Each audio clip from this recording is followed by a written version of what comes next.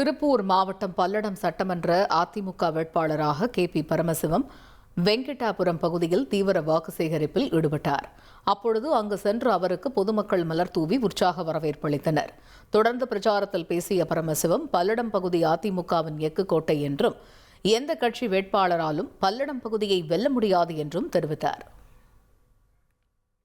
9 முறை அனைத்திந்திய அண்ணா திராவிட முன்னேற்றக் கழகத்து வேட்பாளர்களை வெற்றியடை செய்த தொகுதி. தமிழகத்திலேயே தலை சிறந்த அம்மாவுடைய மிகப்பெரிய ஒரு எஃகு கோட்டை.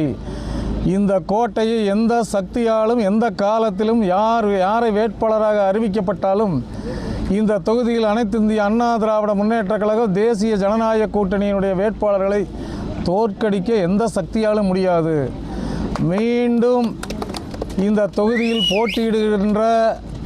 எதிரணியிலே போட்டியிடுகின்ற வேட்பாளர்கள் அனைத்திந்திய அண்ணா திராவிட முன்னேற்றக் கழகத்திற்கு இணையான வாக்குகளை பெறக்கூடியவர்களாகவும் இல்லை. இனி செல்லும் இடமெல்லாம் செய்தி. தந்தி டிவியின் வாட்ஸ்அப் சேனலை ஃபாலோ பண்ணினா செல்ல இருக்கும் இடமெல்லாம் செய்தி.